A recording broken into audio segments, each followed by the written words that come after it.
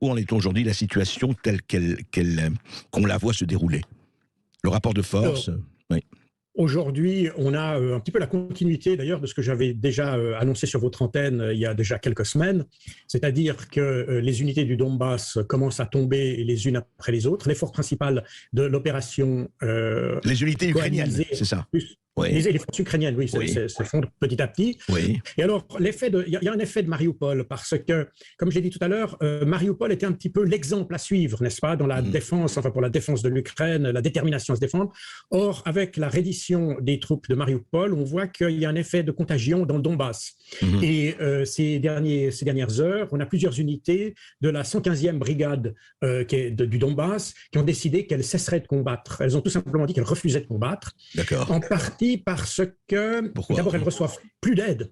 Et là, il y a un peu un paradoxe parce que... Oui, parce qu'il y a il y a le flot d'armes, d'aide économique. 2 milliards, a dit le président Macron, que l'Europe était en train d'acheminer. Tout à fait.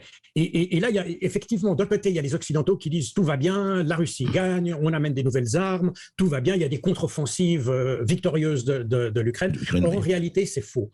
Il n'y a pas de contre-offensive significative, il y a plutôt des contre-attaques, mais pas vraiment des contre-offensives. L'armée ukrainienne a plutôt tendance à reculer qu'à avancer. Et les troupes qui sont dans le Donbass sont pratiquement coupées de leurs arrières. Donc, elles reçoivent du matériel, mais il est très rapidement détruit par les Russes. On a vu avec ces nouveaux obusiers qui ont été amenés par les Américains, les obusiers, les M777 ou 77, qui ont été détruits pratiquement au moment où ils sont arrivés.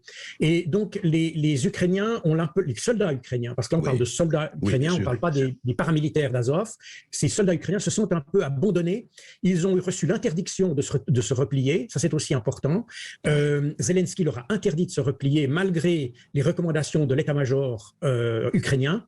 Et donc, il y a un moral dans l'armée ukrainienne qui rejoint un petit peu d'ailleurs la situation qu'on avait connue en 2014-2015 lorsque l'état-major avait poussé les forces ukrainiennes à combattre les rebelles du Donbass, et avec des ordres qui étaient parfois confus, des stratégies qui n'étaient pas claires, eh bien on conduit l'armée ukrainienne dans une forme de spleen, on pourrait dire, qui conduisait d'ailleurs à beaucoup de pertes. Et que l'on connaît aujourd'hui, d'après ce que vous dites. On connaît aujourd'hui, effectivement, et il semble que de plus en plus, les redditions se suivent. C'est des petites unités, 50, 100, qui se rendent petit à petit, parce qu'ils remarquent que le combat qu'ils font est inutile. Et puis que, surtout, on n'a pas... Parce que l'idée de l'état-major ukrainien par rapport à Zelensky mène une guerre sur les médias.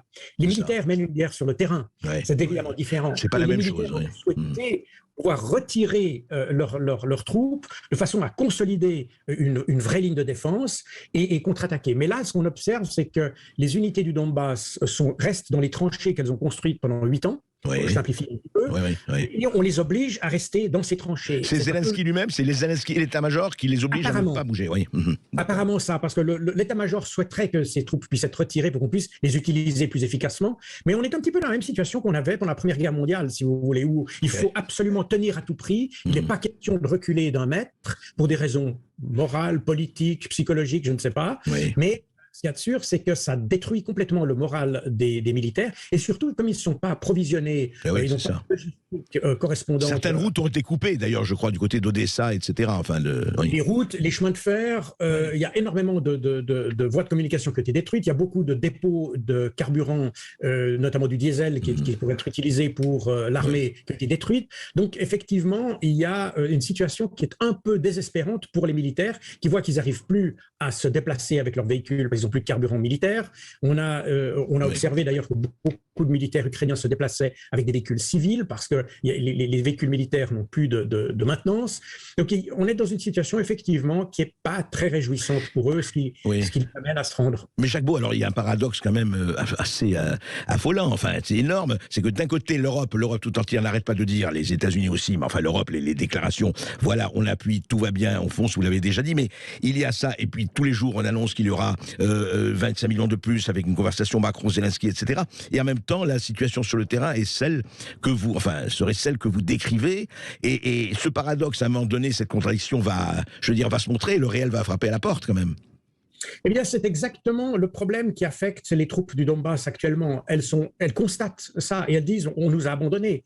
Parce que d'un côté, vous avez les médias qui disent oui, l'armée est victorieuse, elle va mener des opérations offensives. Puis d'un autre côté, les soldats ne voient rien venir. Ouais. Et puis, on s'est aperçu aussi à Mariupol, dans les semaines qui ont précédé, des militaires qui ont essayé de s'exfiltrer du complexe Azovstal pour rejoindre leurs lignes. Or, les lignes, elles étaient à plus de 100 km. Ouais. Ils n'avaient pas du tout l'information qui leur permettait de penser que leurs troupes étaient si loin. Ils pensaient qu'elles étaient juste à côté.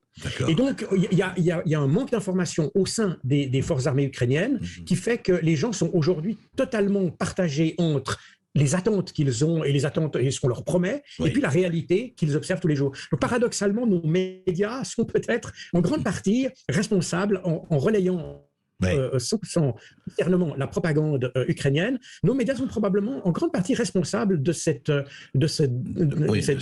enlisement et de ce désespoir.